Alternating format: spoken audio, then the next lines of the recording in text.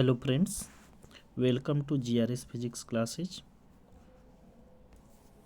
आज हम आप लोगों के बीच जो पेपर जो है क्लास में हुआ था उसका सॉल्यूशन आज लेके आए हैं आपके पास। बहुत दिन हो गया है सॉल्यूशन किए हुए, लेकिन जो है लेट ही सही आज सॉल्यूशन देखें। उसका एक्सप्लेनेशन देख सकते हैं आप लोग। एक एक लाइन इसको समझिएगा और समझ के उसका एक्सप्लेन देखिए और उसका सटीक आंसर देखिए, आपके लिए परीक्षा में बहुत काम आएगा। हम देखते हैं, पहले क्वेश्चन को लेते हैं आपके बीच। जो है पहले क्वेश्चन को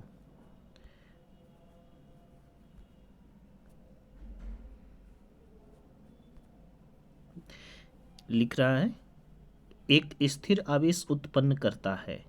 यहाँ पर दिखाई दे रहा है एक स्थिर आवेश उत्पन्न करता है।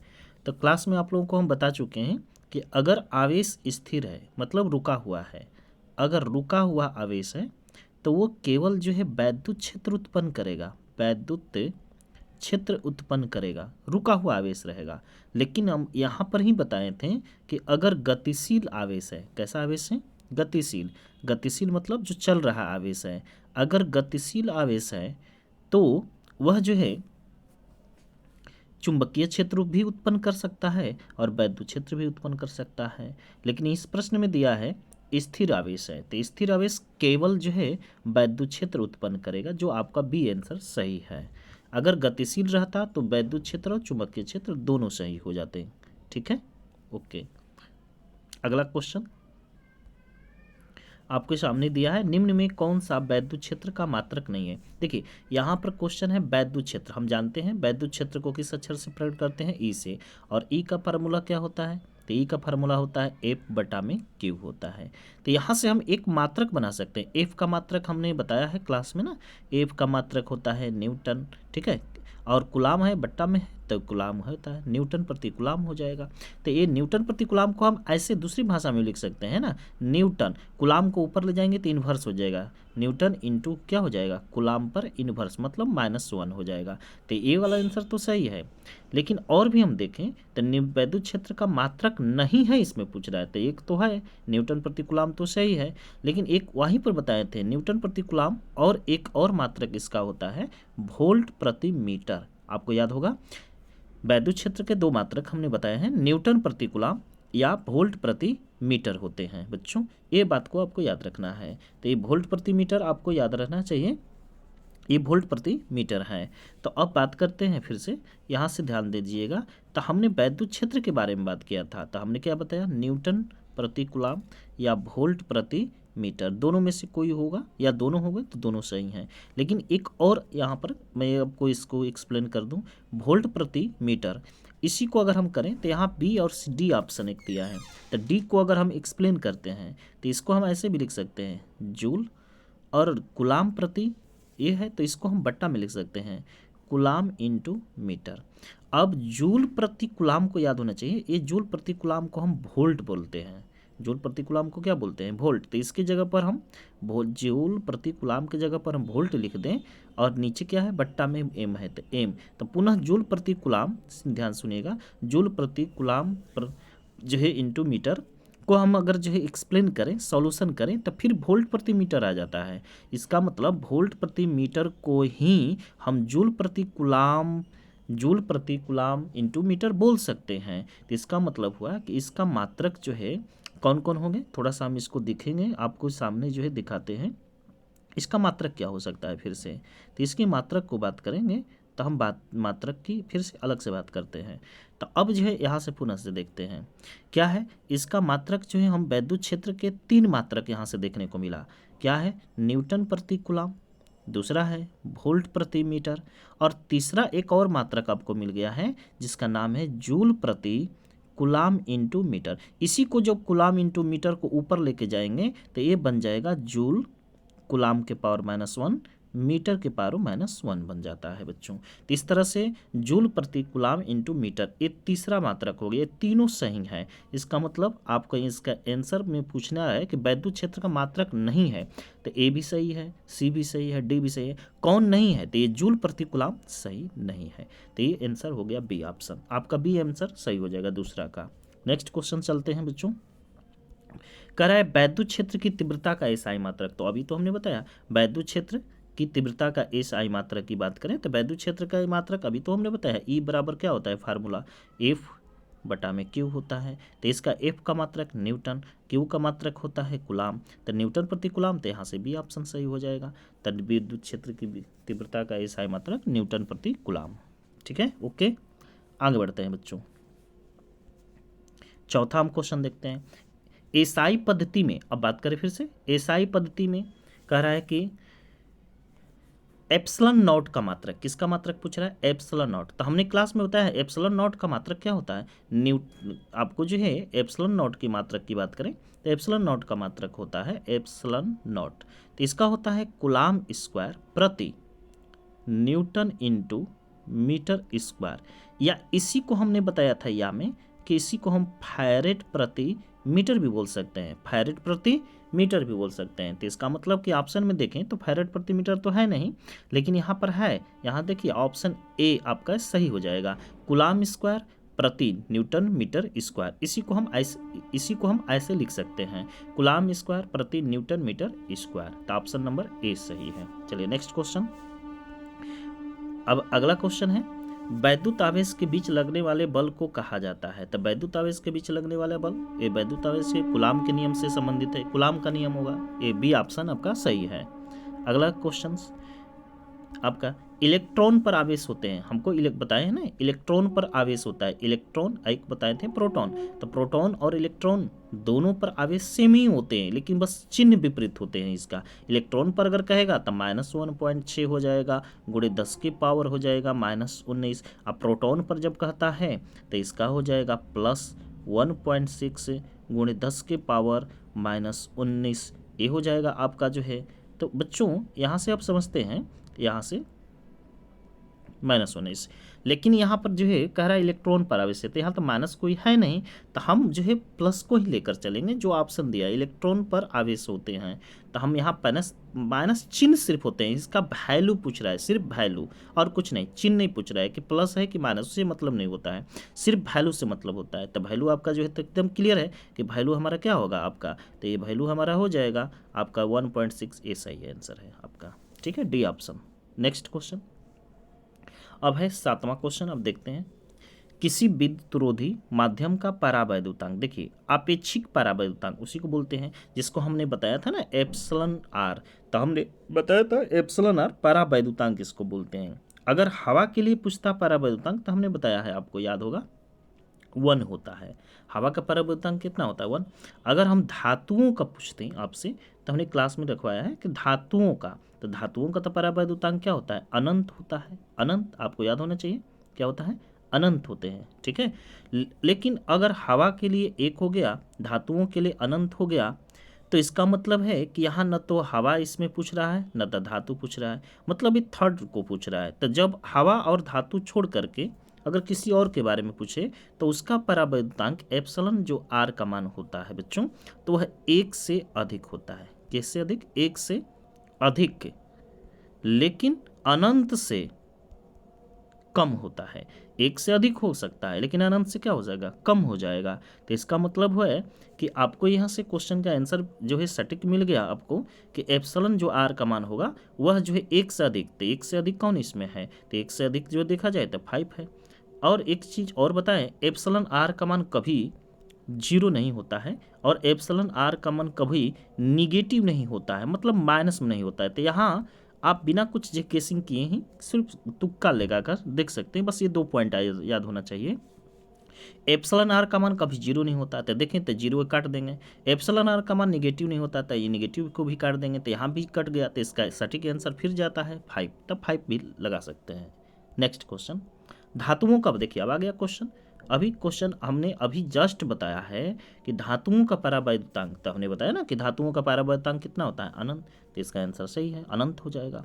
ठीक है, आगे बढ़ते हैं। क्वेश्चन नंबर आप 9 लीजिए। एक प्रोटॉन तथा एक इलेक्ट्रॉन एक समान वैद्युत क्षेत्र में स्थित हैं। देखिए भाई, एक समान, अब वैद्युत क्षेत्र हमारे पास है जिसमें एक प्रोटॉन को भी रखा गया है और एक इलेक्ट्रॉन को भी रखा गया है। तो अभी जस्ट हमने प्रोटॉन और इलेक्ट्रॉन का जो है देखा जाए तो इन दोनों पर जो है आपको जो है इनका इलेक्ट्रॉन और प्रोटॉन के दमन 1.6 गुणे 10 के पावर -19, इसका भी 1.6 गुणे 10 के पावर -19 होता है ना। लेकिन ये प्लस में होता है, ये माइनस में होता है।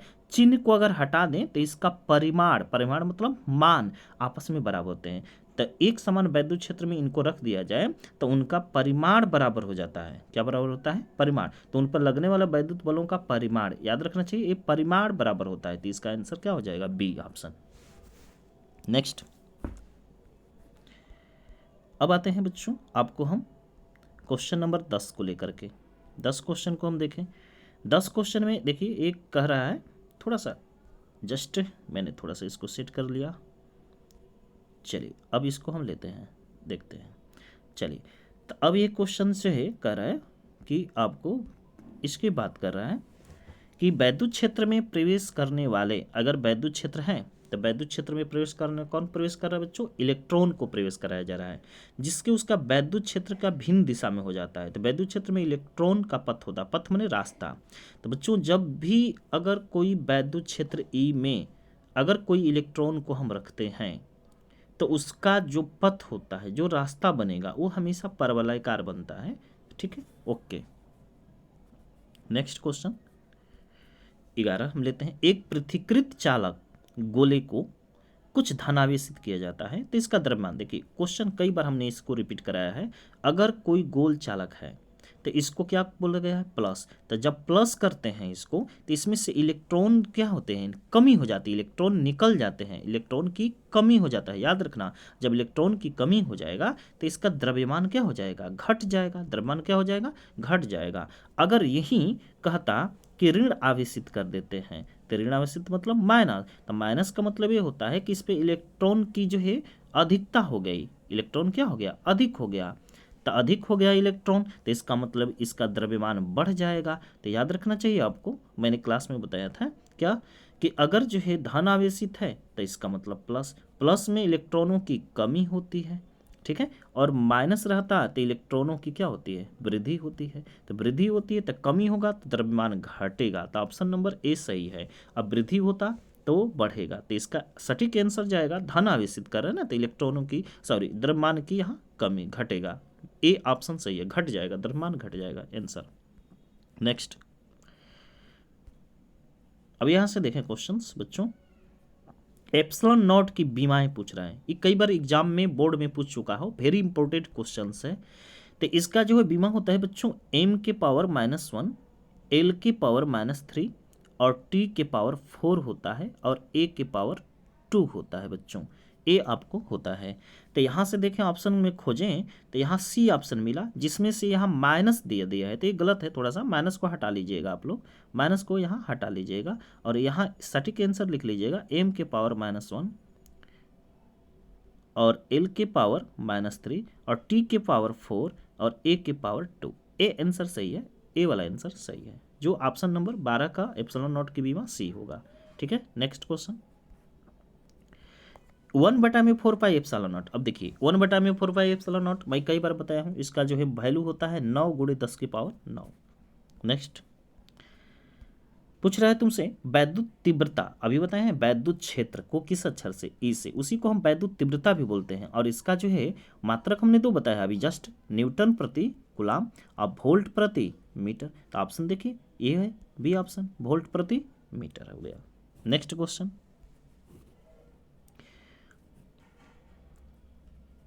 नेक्स्ट बच्चों 15 क्वेश्चन लेते हैं। ये कह रहा है 3 × 10 के पावर 9 ईएसयू आवेश कितने कूलाम के बराबर होता है? ईएसयू आवेश दिया है तो हमने बताया ना, आवेश की बात करता है। किसकी बात करें? आवेश। पहले समझते हैं थोड़ा सा आवेश से। तो बच्चों आवेश का अगर एसआई मात्रक पूछता तो ये कूलाम होता है, आपको सबको पता है। लेकिन सीजीएस में अगर मात्रक पूछेगा तो वो होता है बच्चों ईएसयू, स्टेट कूलाम होता है, जिसको बोलते हैं। ई का मतलब होता है, देखिए ई का मतलब होता है स्टेट, इलेक्ट्रो एस मतलब स्टेट, यू मतलब यूनिट, इलेक्ट्रो स्टेट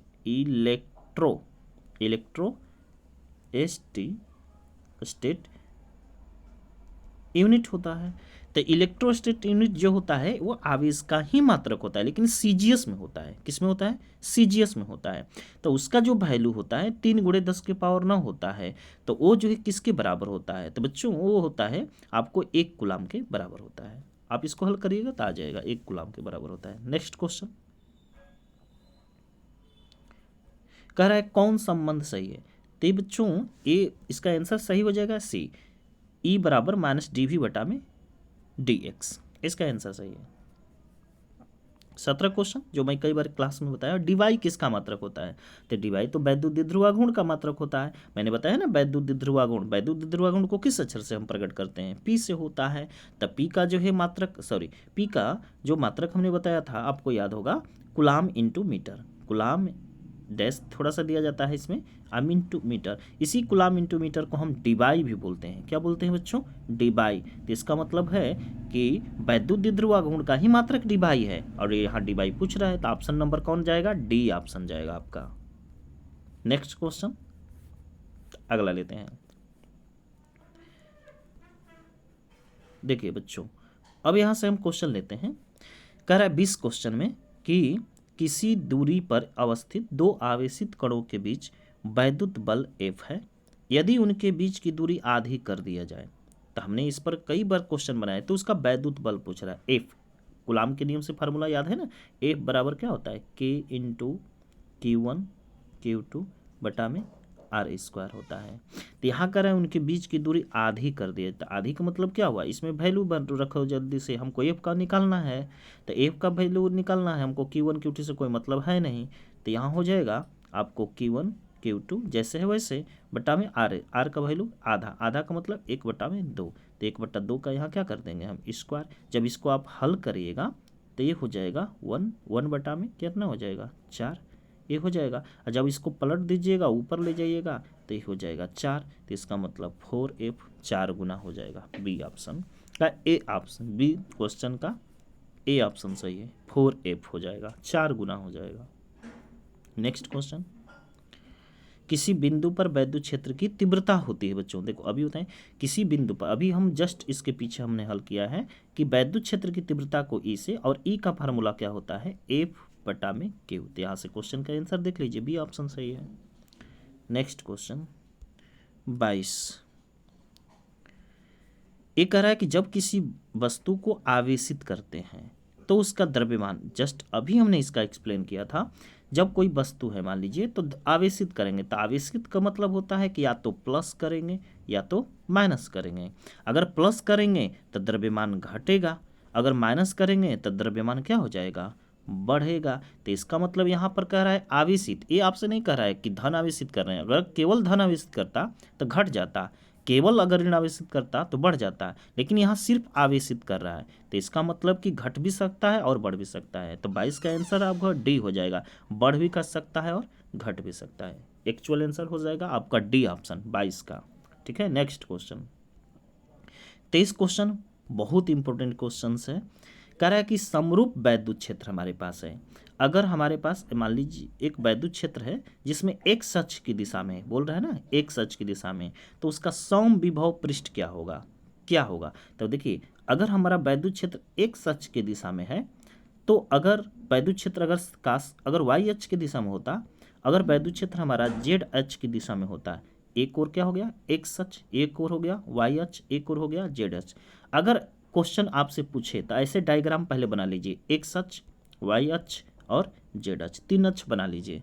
बनाने के बाद अब क्वेश्चन पढ़िए, कह रहा है कि एक्स अक्ष की दिशा में हमारा वैद्युत क्षेत्र किस अक्ष की दिशा में है, तो एक्स अक्ष, तो एक्स अक्ष की ओर कर दीजिए, एक्स अक्ष की दिशा में है। तो हमसे सम विभव पूछ रहा है, तो जब जो है वैद्युत क्षेत्र एक्स अक्ष की दिशा में होगा तो जो शेष बच जाएगा उस वही तुम्हारा आंसर हो जाएगा। तो हमारा वैद्युत क्षेत्र किस अक्ष में है, एक्स अक्ष में है, तो बचा कौन, बचा हमारा वाई और जेड, तो वाई और जेड अक्ष में हो जाएगा। तो इसका आंसर हो जाएगा कौन सी, वाई और जेड। तो इसमें खोजिए वाई और जेड कहाँ है, तो वाई और जेड हमको लेना है, तो बी ऑप्शन सही है आपका बच्चों, बी ऑप्शन सही है ना।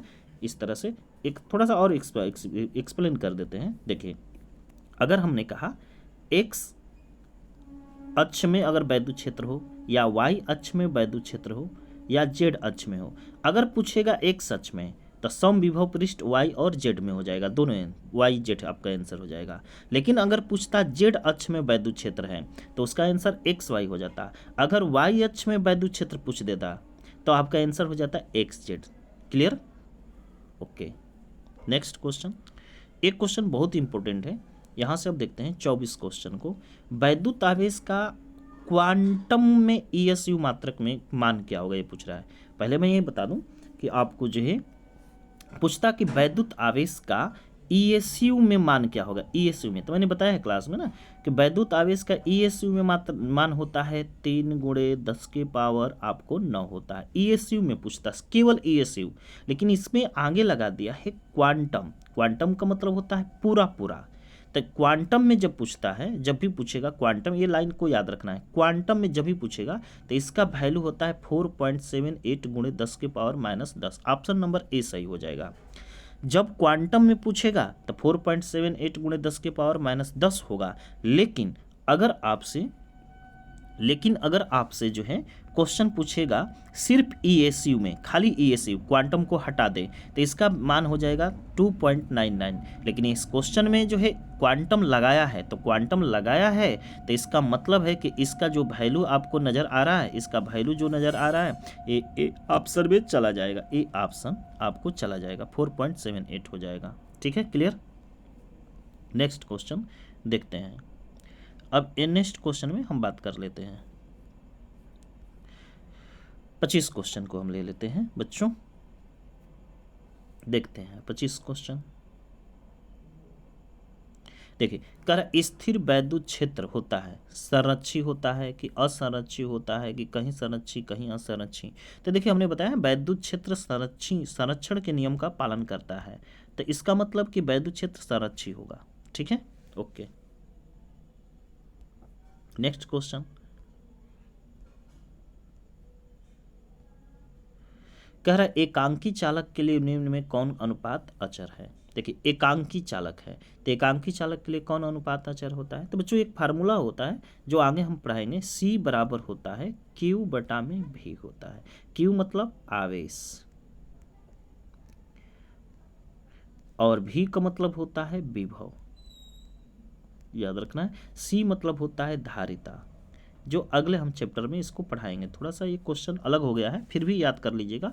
C बराबर Q बटा में V होता है। तो इसका मतलब है एकांकी चालक के लिए कौन अनुपात अचर है, तो C अचर होता है, C नियतांक होता है बच्चों। तो इसका मान वैल्यू हमेशा Q कितना भी बड़ा हो जाए, V कितना भी बड़ा हो जाए, लेकिन हर हाल में C का मान वही रहेगा, फिक्स ही रहता है। इसीलिए पूछ रहा है कि निम्न में कौन अचर है। तो इसका मतलब जब आवेश और विभव का अनुपात लेते हैं तो वह C के बराबर हो जाता है, इसलिए वो अनुपात अचर है। तो इसलिए इसका आंसर ए हो जाएगा, कुल आवेश बटा में विभव। नेक्स्ट क्वेश्चन,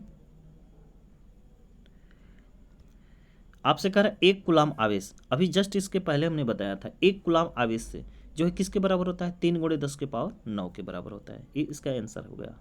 नेक्स्ट,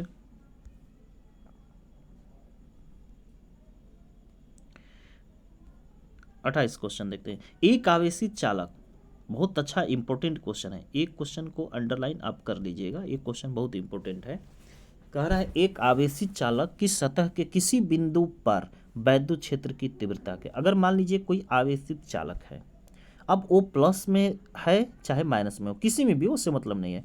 आप प्लस है, मान लीजिए हमने इसको आवेशित चालक है, एक गोला है, मान लीजिए एक गोला हमारा है, इस गोला को हमने आवेश दे दिया, तो आवेशित कर दिया, तो इसका कह रहा है वैद्युत क्षेत्र की तीव्रता क्या होगा। तो इसका वैद्युत क्षेत्र की तीव्रता इसके सतह पर बात करेगा, इसके सतह मतलब आवेशित गोला के सतह पर। अगर आवेशित गोला के, तो बोलता रहा है सतह पर, आवेशित गोला के सतह पर जो होता है वैद्युत क्षेत्र की तीव्रता होता है वो लंबवत होता है, याद रखना है। क्या होता है बच्चों, लंबवत होता है, याद कर लेना है, ये लंबवत होता है बच्चों, तो सतह के लंबवत होगा, बी ऑप्शन सही होगा। लेकिन अगर यही गोला आवेशित है, अगर कहता कि गोला के अंदर, ध्यान से समझना, गोला के क्या है अंदर, तो गोला के अंदर अगर पूछता तो वैद्युत क्षेत्र जो ई है उसका मान 0 हो जाता है, 0 हो जाता है बच्चों। लेकिन ये अंदर नहीं पूछ रहा है, ये पूछ रहा है सतह पर। तब कोई भी आवेशित चालक के सतह पर अगर वैद्युत क्षेत्र की तीव्रता निकालना है तो सतह पर वैद्युत क्षेत्र की तीव्रता क्या होता है, लंबवत होता है, सतह के लंबवत, जो सही है बी ऑप्शन। लेकिन यही सतह के जगह पर हम कह देते हैं कि गोला के भीतर बताइए, तो गोला के भीतर जब जाते हैं तो गोला के भीतर जो है कोई आवेश तो होता नहीं है, तो इसलिए वहाँ वैद्युत क्षेत्र 0 हो जाता है। ठीक है, तो कब 0 होगा, कब लंबवत हुआ, क्लियर हो गया। सतह पर पूछेगा तो लंबवत, और इसके भीतर पूछेगा तो 0 हो जाता है। ठीक है, ओके। नेक्स्ट क्वेश्चन बात करते हैं अब। देखिए बच्चों, अब कह रहा है, ये भी इंपॉर्टेंट क्वेश्चन है 29। यदि किसी खोखला गोला, कह रहा है खोखले गोले चालक को धन आवेशित किया जाए तो उसके भीतर का विभव होगा। अभी जस्ट मैंने अभी आपको 28 क्वेश्चन बताया। क्या बताया कि अगर कोई गोला है, अगर उसको गोला है तो उसको आवेशित करते हैं, तो आवेशित करते हैं तो उसके सतह पर वैद्युत क्षेत्र क्या होता है, अभी पता है ना, लंबवत होता है। और उसके भीतर क्या होता है, ई का मान जो है क्या होता है, 0 होता है। वैद्युत क्षेत्र क्या होता है, 0। कोई भी गोला के भीतर वैद्युत क्षेत्र 0 होगा। ठीक है, और उसके सतह पर पूछेगा तो लंबवत होता है। ठीक है, लेकिन ये कह रहा है खोखला गोला है। कैसा गोला है बच्चों, खोखला। और खोखले गोले को धन आवेशित किया जाता है। यहाँ बात ये हो गया धन आवेशित। तो जब धन आवेशित इसको कर देते हैं, कोई खोखला गोला है और इसको हमने क्या कर दिया, धन आवेशित कर दिया। तो बच्चों जब धन आवेशित करते हैं, चाहे ऋण आवेशित करते हैं, कुछ भी करेंगे, तो सतह पर तो लंबवत, हमने बताया कि वैद्युत क्षेत्र लंबवत होता है। और इस जो है गोला के भीतर अगर ई का मान पूछता तो 0, तो यहाँ वैद्युत क्षेत्र तो 0, लेकिन यहाँ पूछ रहा है विभव का मान, इसके भीतर विभव। तो जब वैद्युत क्षेत्र ई का मान बच्चों 0 हो जाता है तो विभव जो है सतह के बराबर होता है। याद रखना होगा आपको कि जब कोई अगर खोखला गोला है, फिर समझें कि जब कोई हमारा, ध्यान से समझिएगा, जब कोई हमारा खोखला गोला है बच्चों, कैसा गोला है, फिर से समझते हैं, कैसा गोला है, खोखला गोला। मान लीजिए खोखला गोला है। ठीक है, फिर से लेते हैं, आपको समझा लेते हैं। खोखला गोला है तो खोखला गोला के सतह पर कौन सा आवेश है, धन आवेश है। तो धन आवेश है तो इसको कह रहा है विभव क्या होगा, तो इसके अंदर अगर वैद्युत क्षेत्र है तो वो 0 होता है। लेकिन विभव जब पूछेगा, क्या पूछेगा, विभव। तो जब विभव पूछता है बच्चों, तो उस सतह पर जितना आवेश होता है उसी के समरूप होता है, उसी के बराबर होता है। तो सतह पर कौन सा आवेश है बताइए आप, धन आवेश है। तो इसका मतलब इसके भीतर विभव भी क्या होगा, धन आवेश होगा और समरूप होगा। समरूप मतलब जितना ऊपर है उतना उसके भीतर होगा, कभी जो है असमरूप नहीं होगा। ठीक है, तो इसका मतलब आपको समझ में आ जाना चाहिए। अब जो है बच्चों ध्यान देना है इस बात को। ठीक है, अब समझते हैं, यहाँ पर थोड़ा सा लेते हैं एक बार फिर से। मैंने क्या बताया अभी, जस्ट आपको समझ में आना चाहिए जो हमने बताया है, हमने लिया, मान लीजिए एक बार और हम एक्सप्लेन कर देते हैं अच्छे से बच्चों, इसको आपको समझ में एकदम क्लियर हो जाएगा। ध्यान देना है, अगर ए बाहर अगर प्लस, सॉरी,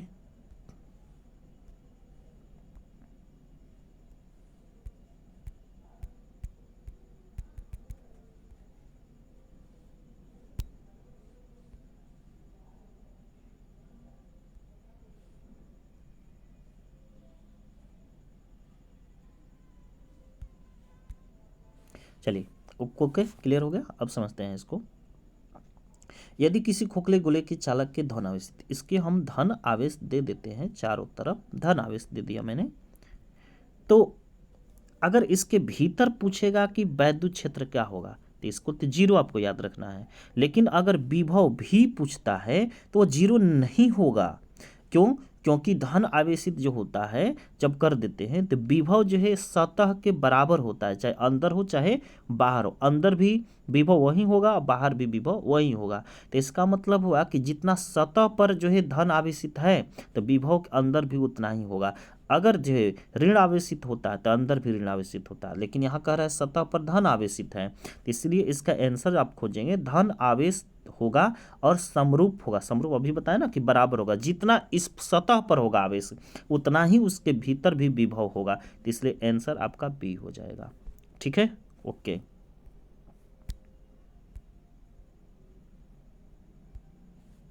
नेक्स्ट